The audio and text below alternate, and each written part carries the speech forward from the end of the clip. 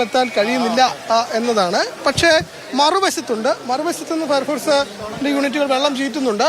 പക്ഷേ ഇവിടെയാണ് അത് ഏറ്റവും അടുത്ത്, അതായത് ഈ തീ വ്യാപകമായി കത്തുന്ന അല്ലെങ്കിൽ തീ വ്യാപിക്കുന്ന ഇടമെന്നത് ഇവിടെയാണ്.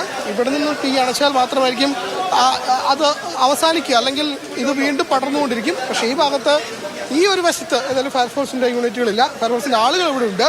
പക്ഷെ ഇവിടേക്ക് വെള്ളം എത്തിയിട്ടില്ല. നേരത്തെ വെള്ളം എത്തിയിരുന്നു, നമ്മൾ അതിൻ്റെ കേബിൾ കാണുന്നുണ്ട്. പക്ഷേ ഇപ്പോൾ ഇവിടേക്ക് വെള്ളം എത്തിയിട്ടില്ല.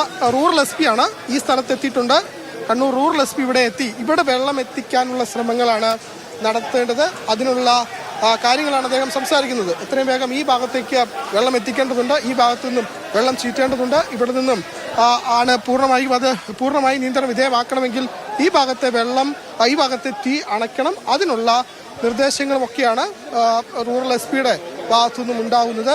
കാരണം ഇത് ഞാൻ പറഞ്ഞ പോലെ ചെരുപ്പ് ഫാക്ടറിയാണ്, ഗോഡൌൺ ആണ്. ആ ചെരുപ്പ് ഗോഡൌണിൽ നിന്നും തീ വലിയ രീതിയിൽ പടർന്നാൽ അത് ആശങ്ക ഉണ്ടാക്കും. അങ്ങനെ റൂറൽ SP ഇവിടെ റൂറൽ SP അടക്കമുള്ള ഉന്നത ഉദ്യോഗസ്ഥർ എത്തിയിട്ടുണ്ട്. ഈ ഭാഗത്ത് തീ എങ്ങനെ അണയ്ക്കാം എന്നുള്ളതാണ് അവർ പ്രധാനമായും പരിശോധിക്കുന്നത്.